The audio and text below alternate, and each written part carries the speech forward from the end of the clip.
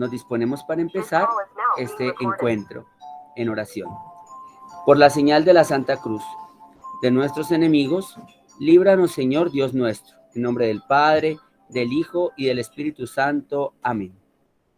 Ven, Espíritu Santo, ven por medio de la poderosa intercesión del Inmaculado Corazón de María, tu amadísima esposa.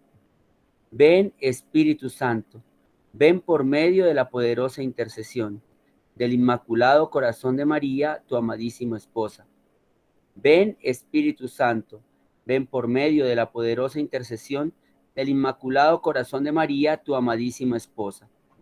Espíritu Santo, ilumínanos y santifícanos. Santo Padre Pío, ruega por nosotros y fortalécenos en el servicio. Dulce Madre, no te alejes, tu vista de nosotros no apartes. Ven con nosotros a todas partes y solos nunca nos dejes. Y ya que nos amas tanto como verdadera Madre, haz que nos bendiga el Padre, el Hijo y el Espíritu Santo. Amén. Bueno, vamos a hacer un pequeño recorderis de lo que hemos visto hasta el momento, ¿no? Entonces, hemos visto 3 momentos hasta el presente, hasta esta fecha. El primero hablaba de el llamado. El primer momento de servicio es el llamado. Y ahí recordábamos que nosotros básicamente vivimos 3 tipos de llamados. Uno, el llamado personal, el llamado que Dios hace en cada una de nuestras vidas. Luego, el llamado a compartir en comunidad. Por eso el Señor nos llama usualmente a vivir una vocación en un carisma reflejado en una comunidad, como en este caso, los pequeños y servidores en cada una de las ciudades. ¿Sí? Y el tercer llamado es el llamado a otros, llamar a otras personas para que también quieran vivir el servicio en este caso. ¿Sí? Ese era el primer momento de servicio que se había propuesto, ¿cierto? Y en el segundo momento del servicio es pedir para qué. Y cuando hablamos de...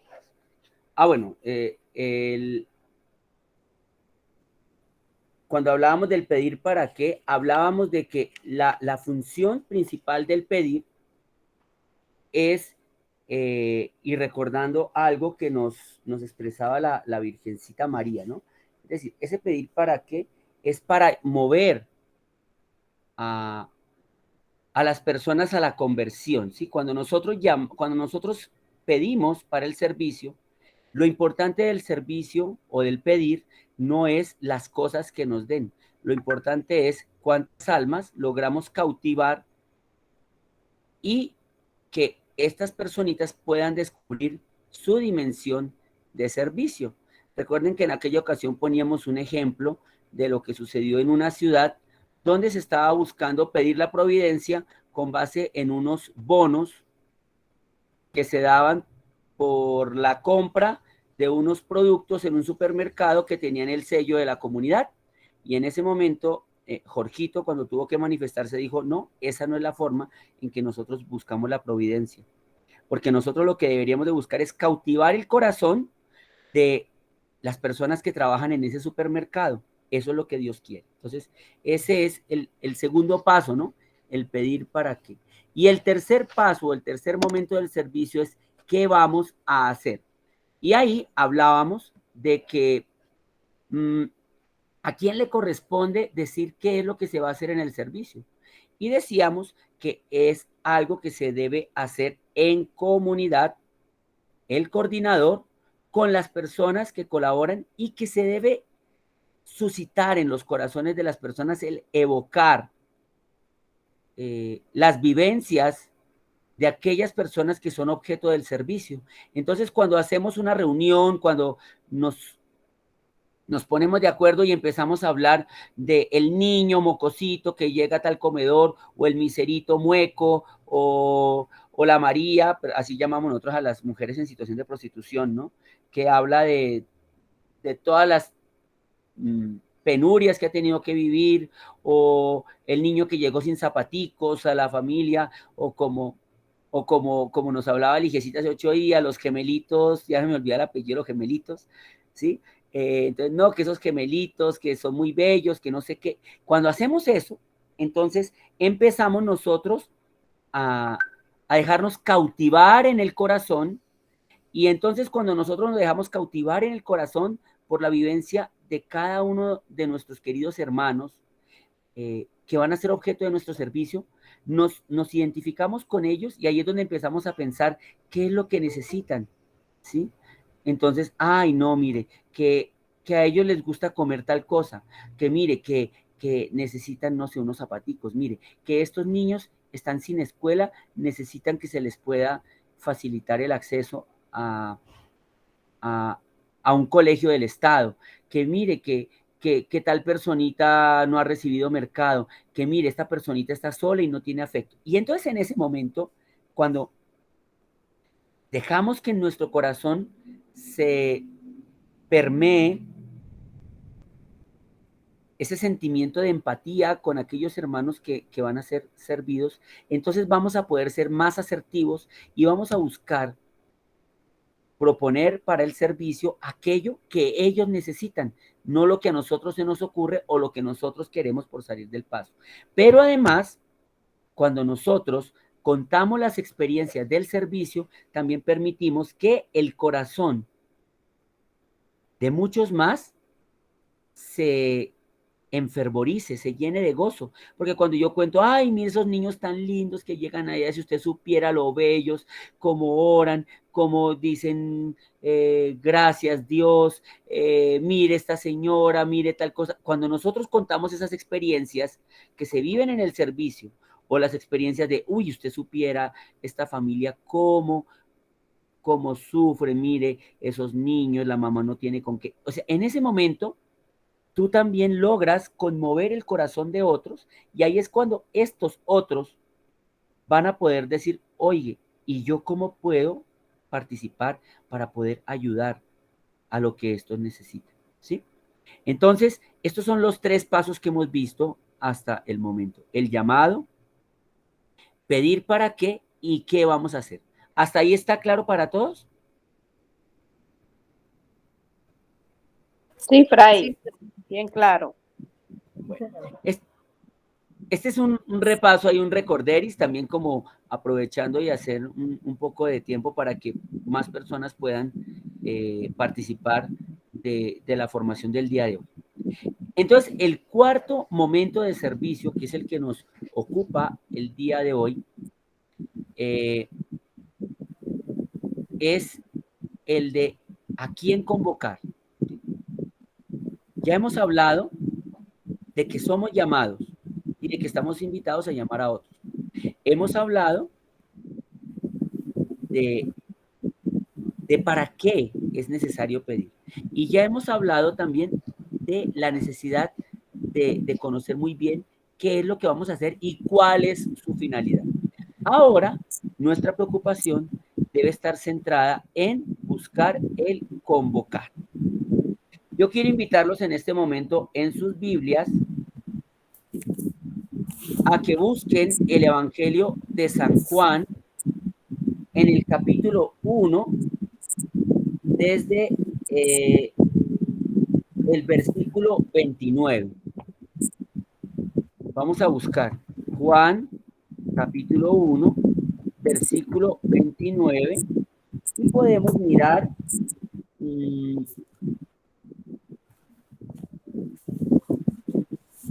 mirar prácticamente hasta que termina el capítulo, ¿ya? Del 29 hasta el 50.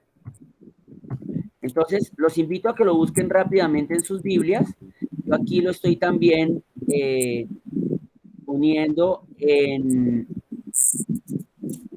el computador para poderlo proyectar y que lo podamos seguir, ¿listo? Entonces,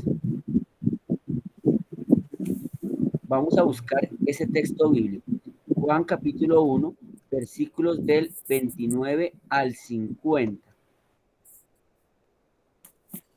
Entonces, mientras ustedes lo buscan en sus Biblias, yo también lo voy buscando acá, y lo vamos a poner para que vayamos haciendo seguimiento a ese texto.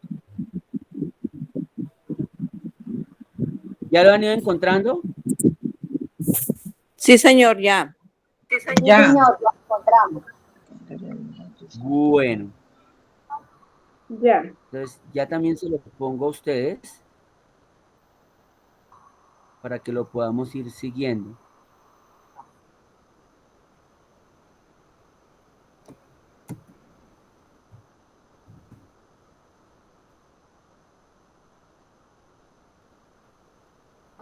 Vamos a ponerlo desde el versículo 29.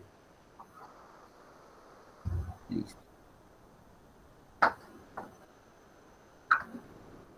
Ténganlo listo, porque ya ahorita vamos a ir haciéndole el seguimiento a este texto, que es muy bonito además.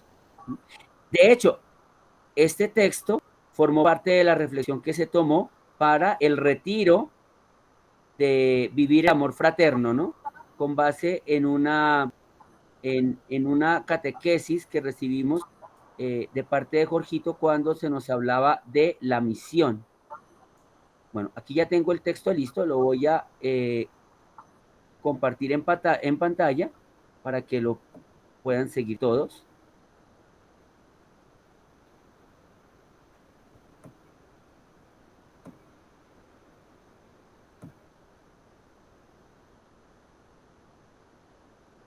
Y estamos aquí pendientes de la carga, ¿listo? En este momento se ve el texto. No, señor. No, señor. Ahora sí. Ahora sí. Ahora sí. Listo, muy bien. Entonces, quisiera pedirle el favor a la persona que quiera proclamarlo, que nos haga lectura de este texto, del versículo 29 hasta el 50. ¿Se lee de la pantalla o de la Biblia, Fray? Digamos que desde la pantalla para que todos podamos seguir un mismo texto, ¿listo? Bueno. Al día siguiente, ve Jesús venir hacia él y dice: He aquí el Cordero de Dios que quita el pecado del mundo. Este es por quien yo dije: detrás de mí viene un hombre que se ha puesto delante de mí porque existía antes que yo. Y yo no le conocía, pero he venido a bautizar en agua para que él sea manifestado a Israel. Juan dio testimonio diciendo: he visto al Espíritu que bajaba como una paloma del cielo y se quedaba sobre él. Y yo no le conocía, pero el que me envió a bautizar con agua me dijo: aquel sobre quien veas que baja el Espíritu y se queda sobre él, ese es el que bautiza con Espíritu Santo. Y yo le he visto y doy testimonio de que este es el elegido de Dios. Al día siguiente, Juan se encontraba de nuevo allí con 2 de sus discípulos. Fijándose en Jesús que pasaba allí, dice: he ahí el Cordero de Dios. Los 2 discípulos le oyeron hablar así y siguieron a Jesús. Jesús se volvió y al ver que le seguían les dice: ¿qué buscáis? Ellos le respondieron: Rabí, que quiere decir maestro, ¿dónde vives? Les respondió: venid y lo veréis. Fueron pues, vieron dónde vivía y se quedaron con él aquel día. Era más o menos la hora 10:00. Andrés, el hermano de Simón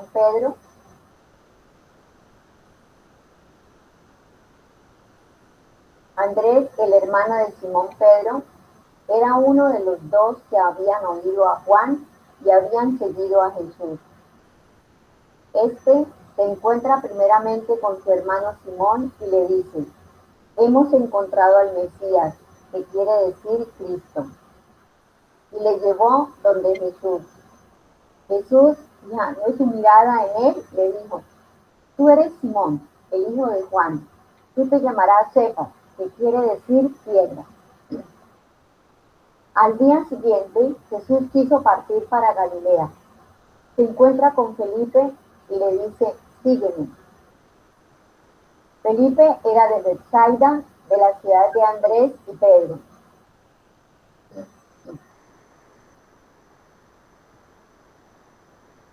Felipe, Felipe se encuentra con Natanael y le dice: ese del que escribió Moisés en la ley y también los profetas, lo hemos encontrado, Jesús, el hijo de José, el de Nazaret. Le respondió Natanael: ¿de Nazaret puede haber cosa buena? Le dice Felipe: ven y lo verás. Vio Jesús que se acercaba a Natanael y dijo de él: ahí tenéis a un israelita de verdad, en quien no hay engaño. Le dice Natanael: ¿de qué me conoces? Le respondió Jesús: antes de que Felipe te llamara, cuando estabas debajo de la higuera, te vi. Le respondió Natanael: Rabí, tú eres el Hijo de Dios, tú eres el Rey de Israel. Jesús le contestó: por haberte dicho que te vi debajo de la higuera, ¿crees? Has de ver cosas mayores. Y le añadió: en verdad os digo, veréis el cielo abierto y a los ángeles de Dios subir y bajar sobre el Hijo del Hombre. Palabra del Señor. Gloria a ti, Señor Jesús. Muchas gracias, Gloria. Con gusto, Fray. Entonces, en este texto, ¿qué es lo que ya llama la atención de ese texto? ¿Alguno que me comparta qué les llamó la atención de ese texto?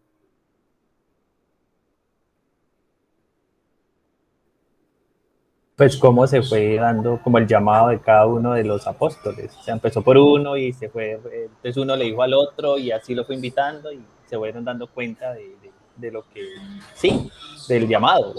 Sí. También cómo fue reconociendo cada uno de sus apóstoles a Jesús. Fíjese que el primero que dijo: ahí va el Cordero de Dios, el que quita el pecado del mundo, Juan el Bautista, y siguieron los demás. Y después llaman a Natanael y también dice que puede salir de Nazaret. Y Jesús se acerca a él. Entonces, por las palabras que le dijo Jesús, que lo había visto debajo de la higuera, Natanael creyó. Entonces, cada uno de los apóstoles poco a poco fueron reconociendo quién era Jesús. En ese momento ya Jesús se hace visible ante sus apóstoles como el Hijo de Dios. Y miren cómo la respuesta de cada uno de los apóstoles fue diferente, ¿sí? Pues Juan Bautista vio y fue testigo de cuando bajaba la paloma sobre Jesús y era el signo de que él era el Mesías, el Hijo de Dios, y bueno, lo bautiza, ¿cierto? Él, digamos, de alguna manera lo evidencia en persona propia. Y los primeros discípulos a los cuales Juan les dice, ellos se fueron con Jesús corriendo y iban detrás de Jesús y Jesús les pregunta, bueno, ¿y ustedes qué buscan? Y él les dice, y ellos le dicen, maestro, ¿dónde vives? Y ellos siguen a Jesús cuando él les dice, pues vengan y mírenlo, ¿sí?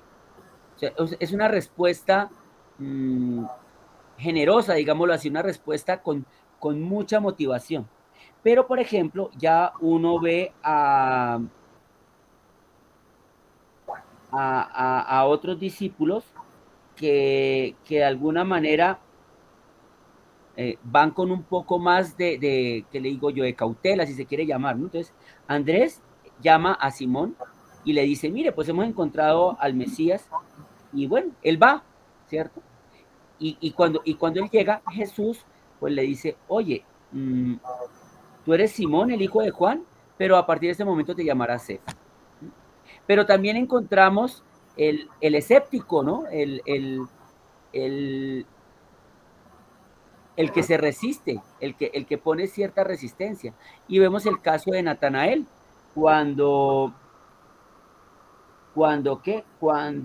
le dicen a él, cuando Felipe le dice a Natanael que se ha encontrado al Mesías y que es Jesús de Nazaret, pues enseguida Natanael dice, uy, ¿acaso es que de Nazaret puede salir algo bueno? Y él va, y cuando Jesús fue, le dice, este es un israelita de verdad en quien no hay engaño, ¿sí? Y luego cuando Natanael le pregunta, ¿de dónde me conoces? ¿De qué me conoces? Entonces Jesús dice, antes de que estuvieras debajo de la higuera, ya te había visto. Y en ese momento reconoce que Jesús es el Mesías y hace esa confesión, ¿no? Pero entonces fíjense cómo podemos evidenciar que unos llaman a otros y que en ese llamado pueden haber unos que están más prestos a atender al llamado, otros que pueden ser un poco más, no sé, tibios, si se quiere llamar, un poco más lentos en el llamado, e incluso pueden haber algunos que son escépticos y aún ante el escepticismo son también sujetos de recibir un llamado. ¿Queda claro para todos? Sí, fraile, correcto. Bueno, este texto nos sirve como ilustración para poder entender lo que el Señor nos quiere manifestar cuando nos invita a nosotros a reflexionar a quiénes debemos convocar. Entonces, en primer lugar, estas charlas, cuando Jorgito las dio, él las dio para aquellos que eran los coordinadores de los lugares de servicio. Por lo tanto, el lenguaje era un lenguaje orientado a los coordinadores.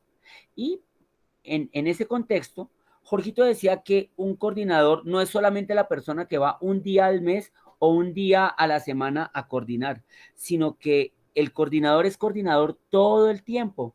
Eh, el coordinador, el coordinador de un punto de servicio, el coordinador de una obra, no es el coordinador de un lugar o el coordinador de determinado momento, sino que básicamente es el coordinador de las obras de Dios. El coordinador es coordinador de las obras de Dios. Por eso esa labor de coordinar es una labor permanente. Todo el tiempo un coordinador coordina. Y por extensión, podríamos pensar que todos estamos llamados a ser coordinadores de las obras de Dios. No porque me pongan el cargo de ser el coordinador del patio o el coordinador del comedor, sino que todos estamos llamados a ser coordinadores en el sentido de que todos estamos llamados a, repito las palabras que nos manifestaba Jorgito en ese entonces, estamos llamados a coordinar las obras de Dios. Seguramente tú no eres coordinador en el punto de servicio o en el comedor donde estás, pero tú estás llamado a convocar almas, a, a decirle a tus hijos, al esposo, al vecino, hablarles del servicio. Y en ese sentido, tú eres coordinador de las obras de Dios porque también estás participando de esa labor de convocar, ¿sí? Y también en ese momento Jorgito hacía una reflexión. Recuerden que nuestras obras y nuestros lugares de servicio están llamados a crecer. Tienen que crecer. Si existe un lugar de servicio, llámese punto de servicio u obra, y esa obra se mantiene igual con las mismas personas, no genera dinámica de crecimiento, no llegan personas nuevas, no suscita otras obras o puntos de servicio, entonces no se está haciendo la labor que se debe llevar a cabo en este carisma. No se está haciendo bien el servicio allí, ¿sí? Entonces, si Dios quiere que exista un nuevo servicio, la idea no es sonsacar gente de otros servicios para fortalecer el propio. ¿Por qué razón? Porque entonces estamos debilitando la labor de convocar que tienen en otros lugares, ¿sí? Si yo tengo una cantidad de servidores en tal sitio y me los llevo para traerlos acá, eso significa primero que estoy pensando en el beneficio de mi punto de servicio, de mi obra, pero no estoy pensando en el crecimiento de la obra que Dios ha puesto en manos de todos los pequeños y servidores. Pero en segundo lugar, estoy dejando de hacer lo que corresponde a un pequeño y servidor, que es llamar almas al servicio. Y llamar almas es llamar nuevas almas. No es llamar a las mismas, hay que acompañar a las mismas, claro que sí. Hay que acompañarlas, hay que animarlas a robustecerse en la fe y a robustecerse en el entusiasmo por servir. Pero hay que pensar en que siempre hay que llamar nuevas personas, hay que convocar nuevas personas, porque siempre habrán personas nuevas para llamar. Y en ese sentido, a nosotros no se nos agota el listado de a quién llamar, a quién convocar, ¿no? Uy, caramba, es que ya no sé más a quién decirle, ya le dije a mi jefe, a mis compañeros, ya le he dicho a mi esposo, a mis hijos, ya le dije a mi suegra, a mis cuñados, ya no, ya toda mi familia es servidora, entonces la familia, yo qué sé, la familia Sarmiento, ya toda la familia Sarmiento, ¿no? La familia de Orville y Tiberio, no, ya toda mi familia es servidora, ya todos se han consagrado, y ¿a quién más le digo? Pues fíjense que siempre hay más a quien llamar. Es un llamado también, y un llamado de atención de alguna manera, que en ese entonces se nos hacía en la exhortación, para hacernos caer en cuenta de que a veces nos apoltronamos en nuestro estado de confort, y entonces como tenemos, y usualmente, o a veces sucede, cuando existen lugares de servicio donde por gracia de Dios hay un buen número de personas que sirven, y que usualmente las personas llegan y usualmente se mantiene un buen nivel de motivación, digamos, en estas personas. Entonces, como ya tenemos suficientes personas para servir, pues yo para qué llamo a más si ya no sé a quién más llamar.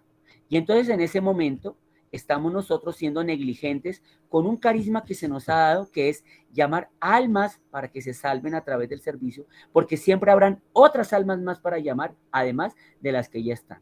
¿Sí se entiende hasta este momento? Sí, señor. Sí, Fray. Es como el Fray, texto, muy claro, muy claro. como nos decía el padre Humberto Silva cuando nos daba la formación a nosotros, nos decía, no se hagan. Entonces a nosotros nos dice el Señor lo mismo, no nos hagamos los de la vista gorda.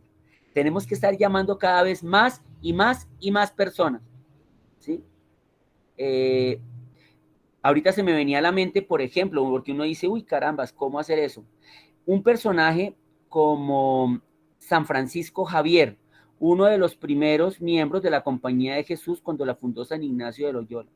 Era un hombre sediento por la salvación de las almas, y este hombre se recorrió Asia entera, recorrió la India, recorrió la China, recorrió una cantidad de países del extremo oriente, y decían que él era un hombre incansable, porque él caminaba kilómetros y kilómetros y kilómetros, y en ese entonces la concepción que se tenía de llamar almas era lo que se llama la cura de almas, es decir, bautice gente, ¿sí? Claro, porque es que sin el bautismo nosotros no estamos incorporados a la iglesia y nos perdemos la oferta de salvación que Jesús nos da en el seno de la iglesia. Entonces, la labor de Francisco Javier era bautizar tremendamente a quien pudiera. Pero Francisco Javier, por ejemplo, cuando él estaba rezando su liturgia de las horas y llegaban niños a jugar con él paraba su rezo de la liturgia y se ponía a jugar con los niños, ¿sí? Y él, cuando encontraba personas en el camino, en ese recorrido, él no se cansaba de hablar de Jesús a tiempo y a destiempo, ¿sí? Y fue un hombre que logró, por gracia de Dios, de una forma incansable, la conversión de miles y miles y miles y miles de personas en Asia. Por ese motivo, San Francisco Javier, junto con Santa Teresita del Niño Jesús, son conocidos como los santos patronos de las misiones. Entonces, si Francisco Javier, que era un solo hombre, pudo convertir a tantos, ¿por qué toda esta, perdónenme la expresión, es con cariño, toda esta caterva de servidores de pequeños y servidores? Es que nuestros fieles laicos los denominamos cariñosamente servidores samaritanos, los que nos acompañan a nosotros, ¿sí? Pero toda esta gran comunidad de pequeños y servidores, ¿por qué no pueden convertir a muchos? Porque además recuerden que nosotros estamos trabajando en comunidad. ¿Se acuerdan lo que vimos en el retiro de vivir el amor fraterno?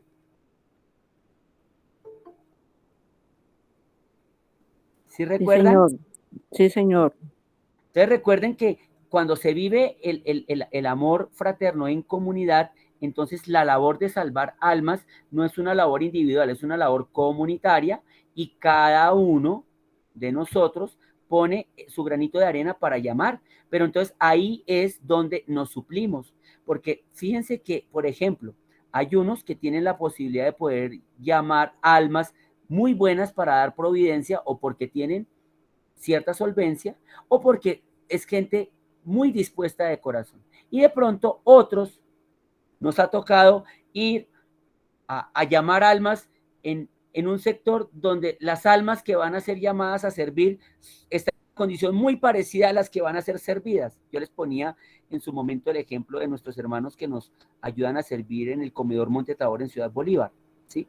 Pero tanto los unos como los otros están llamados a convocar almas para el servicio. No hay excusa ni para los unos ni para los otros, pero la solvencia de unos puede suplir la precariedad de los otros, porque, por ejemplo, si unos pueden aportar económicamente, los otros pueden aportar sus manos o su oración, ¿sí? Si unos están buscando providencia también y de pronto no es tan solvente la providencia, lo que tienen los otros puede suplir lo que falta al esfuerzo que con mucho cariño están haciendo a los que les cuesta más trabajo. Por eso, como les decía en el retiro de vivir el amor fraterno, no, mentiras, fue hace 8 días tal vez, bueno, en algún momento, me recordarán ustedes cuándo, nosotros no tenemos el derecho de tener nuestra cuentica de ahorros para guardar lo que nos quedó del servicio. Entonces, resulta que nos fue muy bien con la providencia, entonces vamos a tener nuestra cuentica de ahorros para guardar para el próximo servicio que vamos a tener. No es la idea.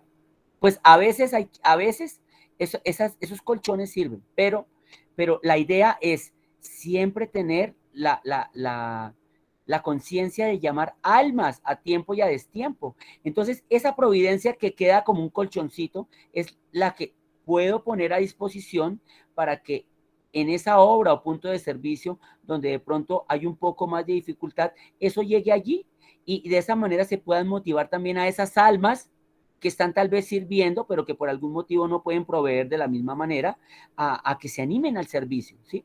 Y de ese modo también el no guardar, el no tener ese colchón ahí de fondos, me mueve a mí a sentir la necesidad de tener que convocar nuevas almas, porque es que resulta que tal vez yo llamo a las mismas almas, y las mismas almas, si están motivadas y sirven, pues van a seguir aportando, van a seguir sirviendo, pero no estamos permitiendo que otras almitas también lleguen a la salvación, porque son llamadas a servir. Por eso siempre hay que estar buscando incansablemente llamar nuevas almas a que vivan la salvación, disponiendo su corazón en una vocación de servicio. ¿Sí queda claro para todos? Bueno, María Eugenia, levanta la mano, adelante. Clarísimo, queda. Sí, está todo muy claro, pero es una pregunta que me da pena hacerla, pero quiero que por favor me ayude. En algunos momentos yo he pensado, por ejemplo, hay un grupo de personas prudentes, generalmente eran muy juiciosos proporcionando el dinero, o sí, la providencia necesaria, o asistiendo al servicio. Y de un momento a otro, estas personas, algo les pasó en su corazón, en su tiempo, en su disposición, en cualquier cosa, falló, ya no tienen esa misma, ¿no? Y yo a veces como que digo, no, ¿será que estoy siendo perdóname la expresión, muy cansona, ¿sí? Porque hasta dónde debo insistirle a esa persona, porque llega un punto en que uno dice, ¿será que es mejor dejarla? De pronto no es eso lo que ella quería, y cómo obligarla yo a que permanezca contribuyendo o asistiendo al servicio, ¿no? Entonces, ¿Hasta dónde debo insistir, Fray? Bueno, en ese sentido yo quisiera darte una respuesta que creo que es una respuesta sensata en ese sentido. A los hermanos que nos acompañan como providentes en la obra hay que saberlos administrar en el sentido de que uno no puede agobiar a los hermanos. Recuerden que la finalidad es llamar almas a que se salven a través del servicio, no aburrirlas con el servicio. Entonces, usualmente uno suele tener un conjunto de providentes y ese conjunto de providentes de alguna manera uno debe saber acompañarlos.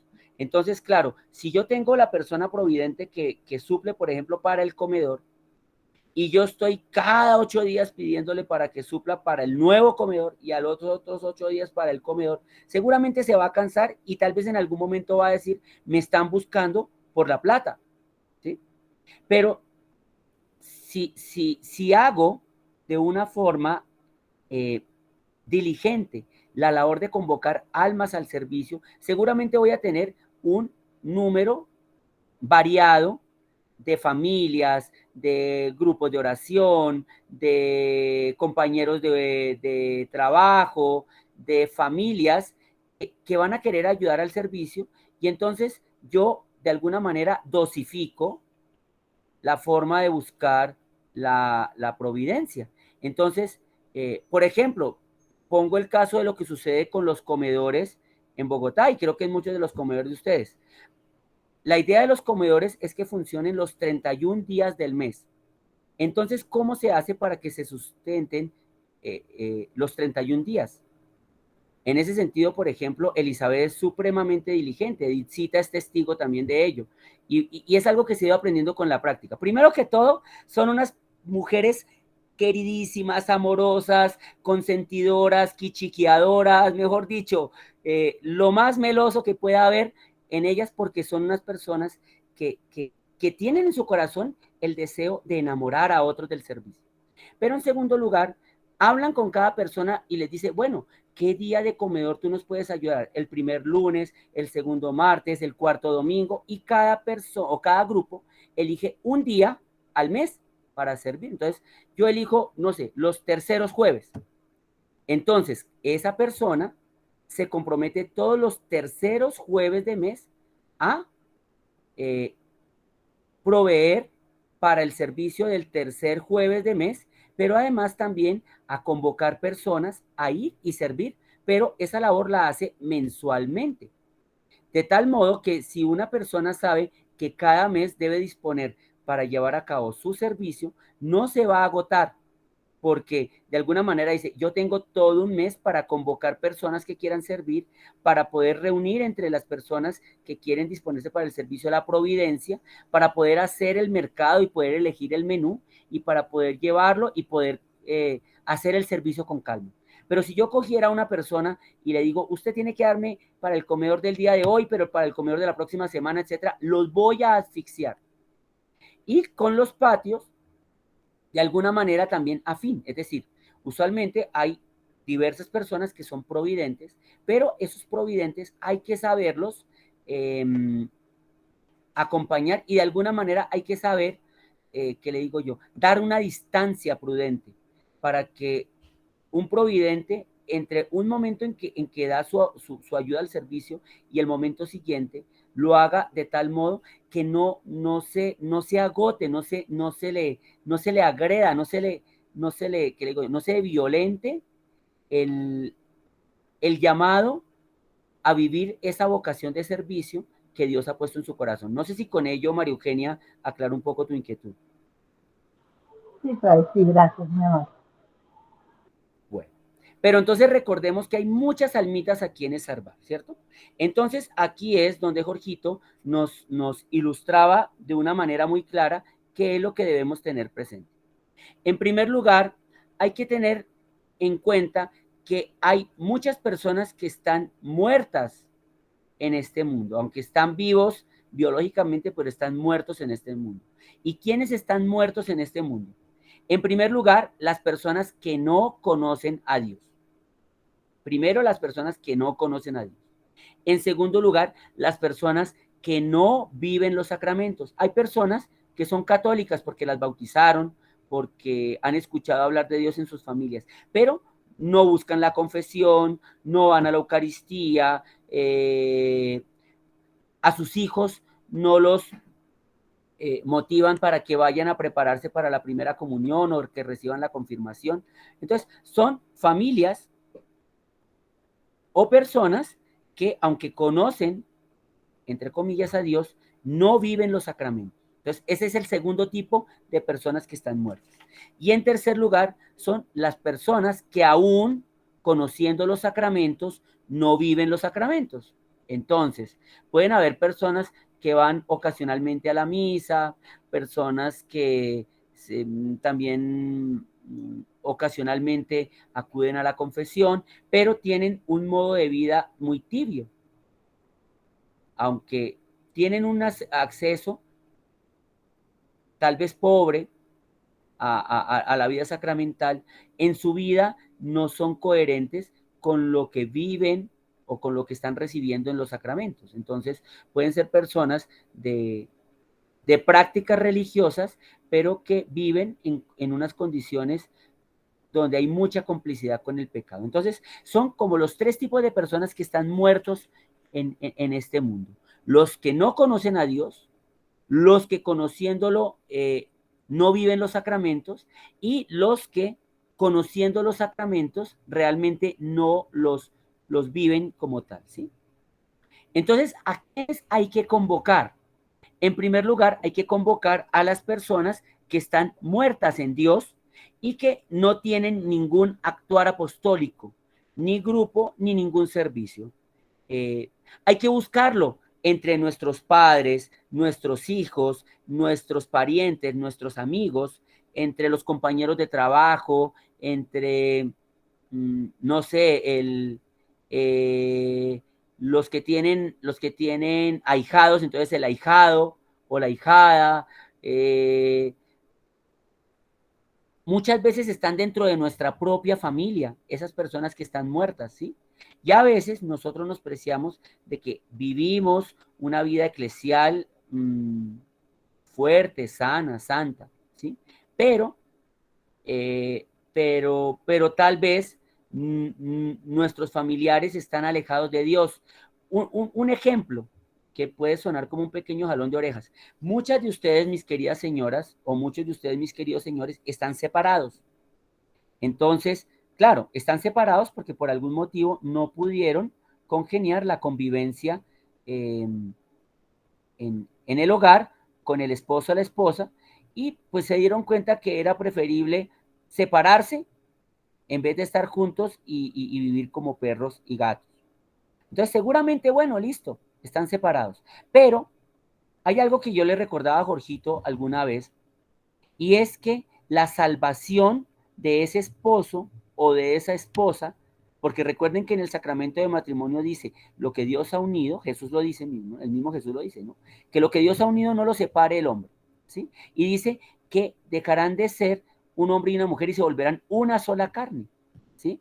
Entonces la salvación de ese cónyuge depende de la del otro cónyuge. Entonces seguramente en estas cuestiones de la economía de la gracia, pues por algún motivo no pueden convivir, pero eso no los exime de tener que trabajar por la conversión del otro. Entonces, una forma de poder trabajar por la conversión del otro es invitarlo a servir. Invitarlo a servir. Yo quiero poner un ejemplo que me parece bonito, entrañable, y yo con los ejemplos me explayo un poquito. Pero hace poquito tuvimos la oportunidad de celebrar el descanso eterno. Pues digo celebrar porque es que cuando nosotros somos católicos lo vivimos con gozo. Tuvimos la oportunidad de celebrar el descanso eterno de Hernando Sánchez, que lo conocíamos cariñosamente como Nandito, ¿no? Y muchos de nosotros, cuando supimos que Nandito murió, nos conmovió mucho. Un hombre con un corazón tan grande como su cuerpo, porque era muy corpulento Nandito. Y la salvación de Nandito se dio gracias a Dios y al corazón amoroso y dispuesto de Leonor, su esposa. Leonor era la servidora. Leonor fue la que conoció del servicio. Es como hablar de los primeros discípulos cuando Juan Bautista les dijo, ¿sí? Fue de las primeras que supo.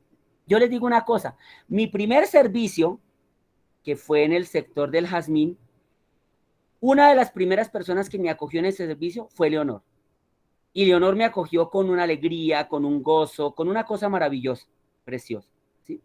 Y la conversión de Nandito se dio gracias a el corazón dispuesto de Leonor. Resulta que, bueno, por algún motivo ellos no vivían juntos. Y entonces Hernandito llegaba a la casa de Leonor. Y entonces Leonorcita le decía, porque le decía, bueno, ¿me puedo quedar? Entonces, sí, se puede quedar, pero se duerme en el sofá. Y bueno, dormía en el sofá. Al otro día, ¿me puedo quedar? Bueno, sí, pero se duerme en el sofá otra vez, y así, ¿sí?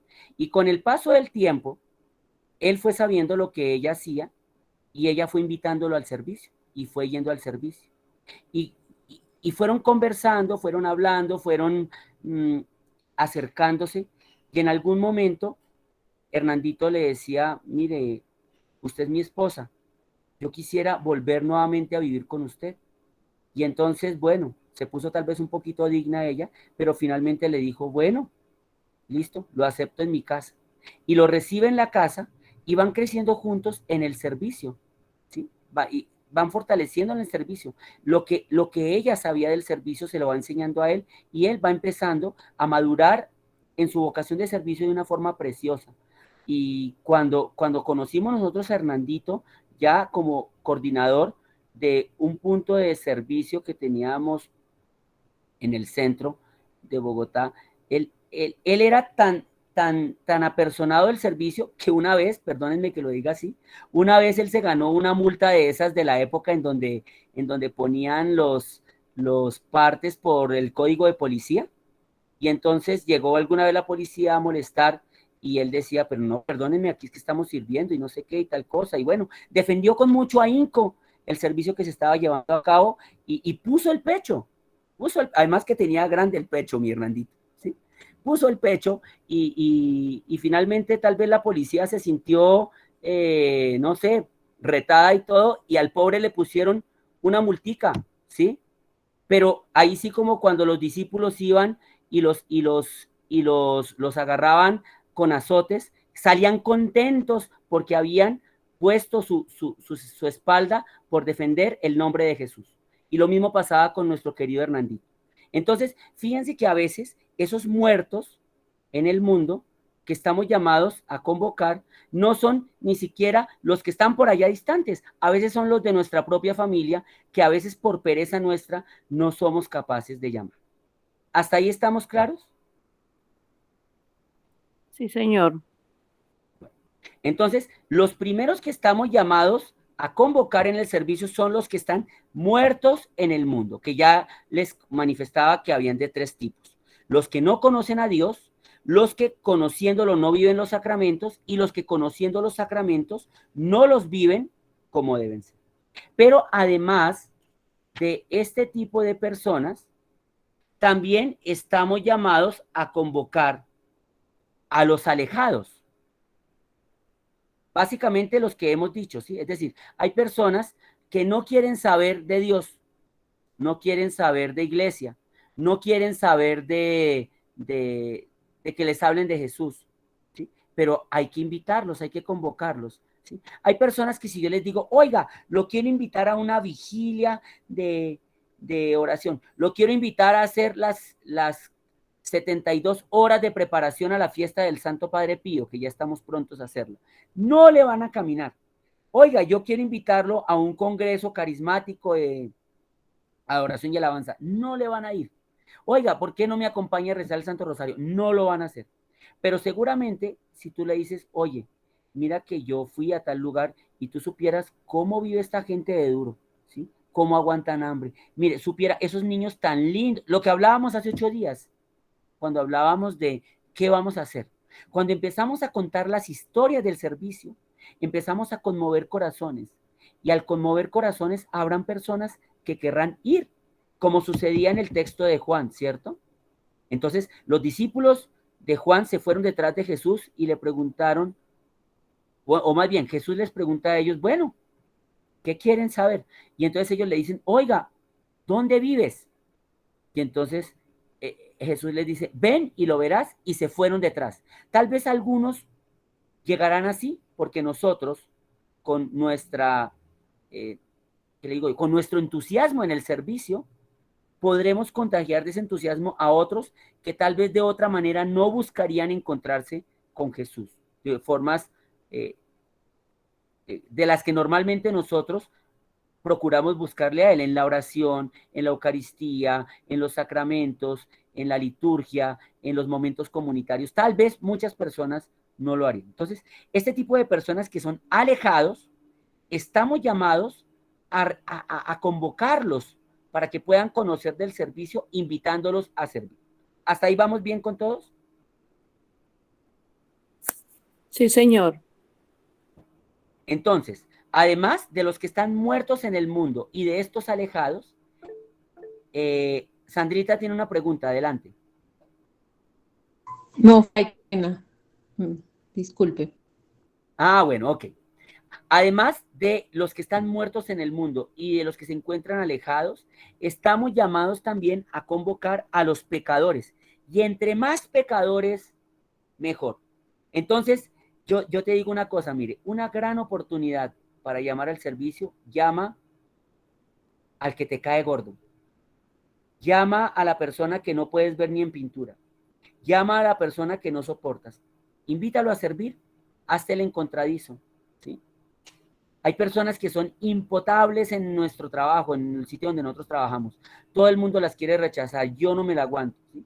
Hay personas en nuestra familia con las que tenemos rencillas y no nos hemos encontrado. Tal vez llamarlos al servicio es el mejor llamado que podemos hacer para irnos acercando al perdón, ¿sí?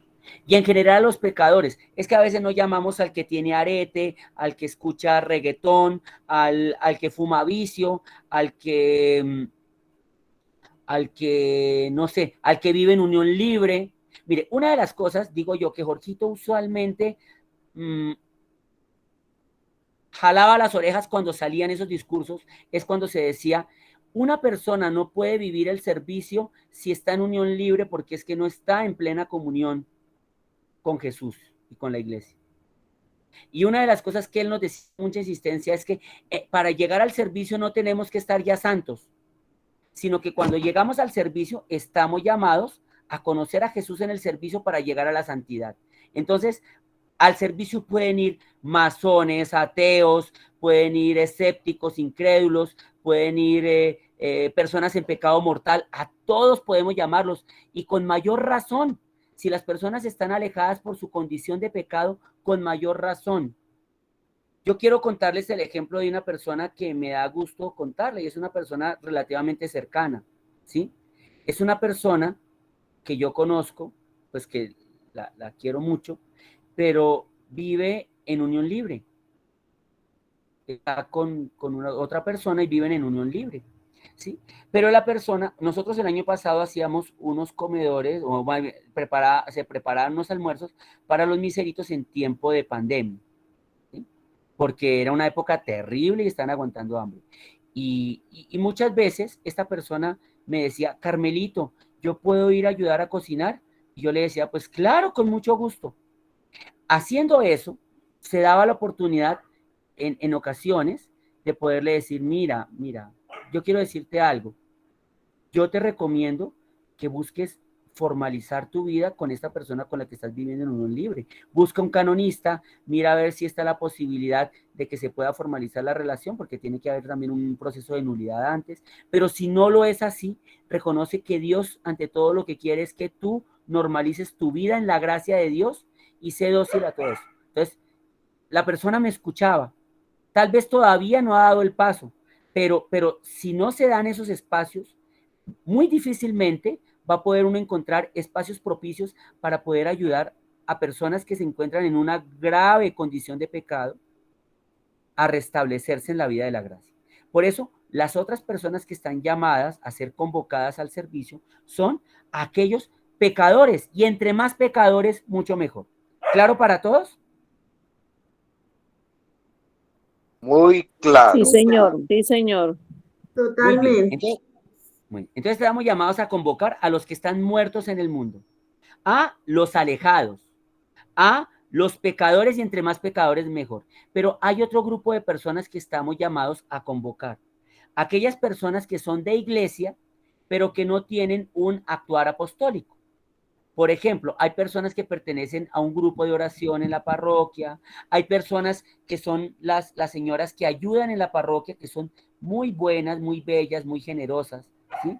Que siempre están dispuestas a ayudarle al sacerdote, las personas que pertenecen a un grupo de oración y son muy asiduas a la oración, o personas que conocemos que son de una vida de oración muy bella, ¿sí? Pero que usualmente no participan de un actuar apostólico concreto en el servicio, ¿sí? Hay grupos que tienen una vida de oración muy bella, pero no tienen apostolados en el servicio. Entonces, estamos llamados también a acercar al servicio a todas aquellas personas que se encuentran en esa condición de vivir una vida religiosa, digamos, que sana, una vida religiosa sana, pero que son personas de buen corazón, que son personas que tienen disposición de servir, pero que no tienen un actuar apostólico. Y así nos vamos a encontrar con muchas personas que cuando conocen del servicio se van a querer comprometer y estar de narices. Porque es que en el mundo, yo creo que es de las primeras cosas que yo recuerdo cuando Jorgito empezó a enseñarnos a nosotros cuál era el carisma de nuestra espiritualidad, porque cuando recién empezamos todos éramos fieles laicos, personas de una vida donde no conocíamos propiamente lo que era vivir en comunidad, o más bien vivir un carisma en comunidad. Y yo creo que de las primeras cosas que Jorgito nos insistía con mucha asiduidad es lo siguiente. Él decía, en el mundo hay muchas personas buenas, hay gente buena, hay mucha gente buena, hay mucha gente que tiene servir, pero que no ha encontrado un lugar en donde servir. No ha encontrado un sitio donde servir. Ahorita se me veía un ejemplo muy bonito. Nosotros estamos llevando a cabo los días miércoles un servicio muy bonito que se denomina Casa Hogar de Nazaret. Ese Casa Hogar de Nazaret está cogiendo una forma muy bonita porque se arrancó con entrega de mercados, pero ahora los mercados van acompañados de un proceso de acompañamiento, de una formación que se le da a las personas donde se les ayuda a crecer en distintas dimensiones de su vida humana y cristiana para fortalecerse también, porque son personas que tienen mucha dificultad, muchos dolores, muchas circunstancias difíciles. Y actualmente hay una persona que nos está acompañando y que nos ha ido, ¿qué le digo yo? Iluminando con su experiencia para poder facilitar y posibilitar también que estas personas que se reúnen y que ya están motivadas para venir, también puedan de alguna manera ser partícipes de diferentes experiencias donde se les brindan oportunidades a las personas, por ejemplo, para poder establecer pequeños negocios o para poder, por ejemplo, acceder a oportunidades de formación, de capacitación. Pero también es la manera de poder acercar a las personas, por ejemplo, a que, por ejemplo, si los niños no tienen los sacramentos, entonces uno puede decirle, oiga, mire, ¿por qué no me da los nombres de sus niños? Miramos la forma en que nosotros los podamos formar y les vamos, y vamos mirando el modo en que puedan prepararse para la primera comunión, para la confirmación, en que puedan recibir el bautismo, ¿sí? Es un proceso que se va volviendo integral. Y una persona que se acercó a este servicio era una señora buena, pertenece a un movimiento muy hermoso que tiene como fortaleza de su carisma la práctica del ayuno. Son muy buenos y son personas de mucha experiencia y lo tienen como su carisma, lo saben hacer muy bien.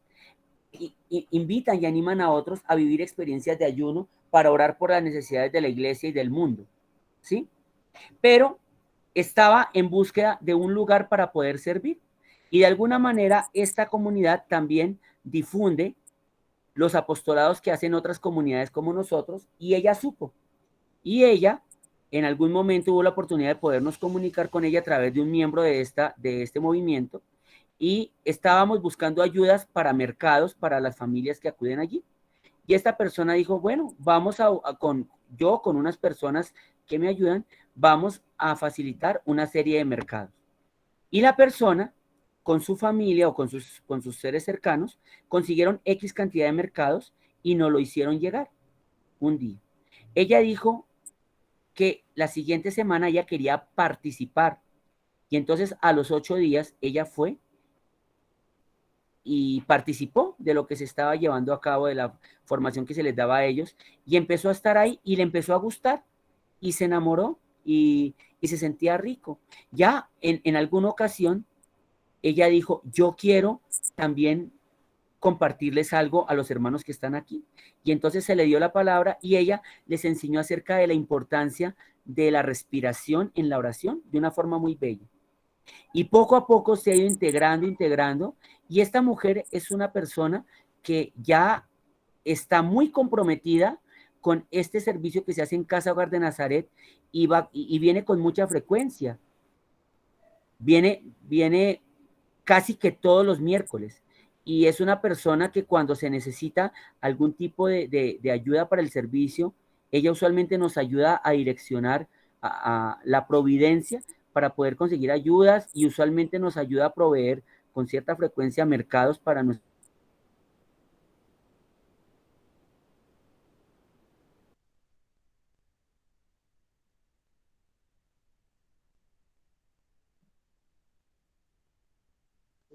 Volumen.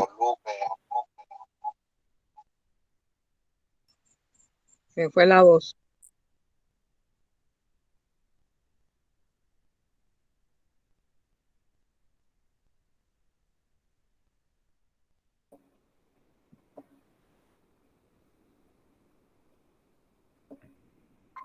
Bueno, quisiera terminar con una pregunta que usualmente nos han hecho.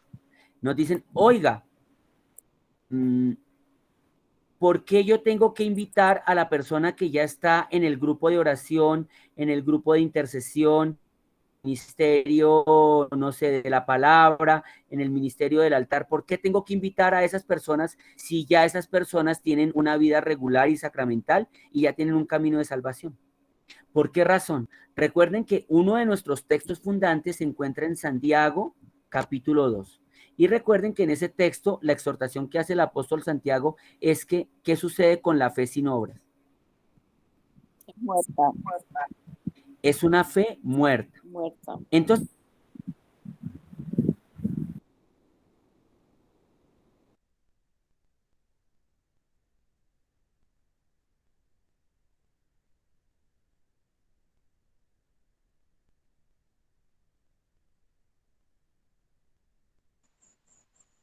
su vida de cristianos, así como nosotros también estamos llamados a ser planificados compartiendo las experiencias de otros. Por ejemplo, muchos de ustedes o de nosotros han hecho la formación en talleres de oración y vida.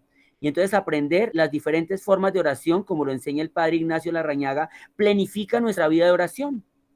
Algunos, por ejemplo, hemos compartido la experiencia del ayuno con movimientos como Misión Rúa, por ejemplo, ¿sí? Y entonces nosotros, cuando vivimos el ayuno, esa experiencia de ofrecer el ayuno nos ayuda a fortalecernos en nuestra vocación de servicio.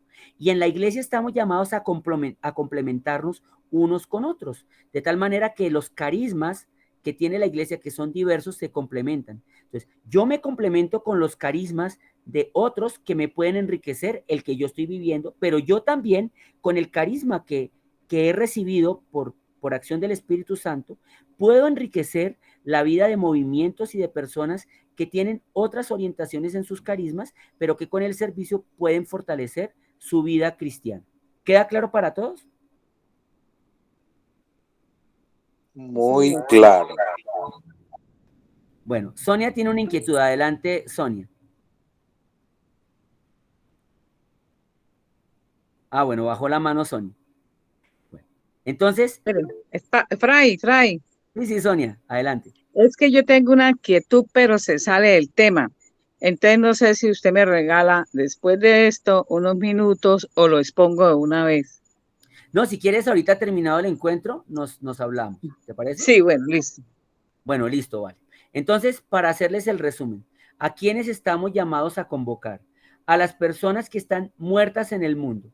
¿Quiénes son? Las que no conocen a Dios, las personas que conociendo a Dios no viven los sacramentos y las personas que conociendo los sacramentos no los viven como los deben vivir, ¿cierto? Estamos llamados a convocar a los que se encuentran alejados de Dios porque están extraviados de la gracia de Dios. Estamos llamados a convocar a los pecadores y entre más pecadores, mejor. Y estamos llamados a convocar a todas las personas que tienen vida de iglesia, personas que tienen vida sacramental, personas buenas, personas que tienen una disposición de servicio, pero que tal vez no cuentan con un actuar apostólico concreto.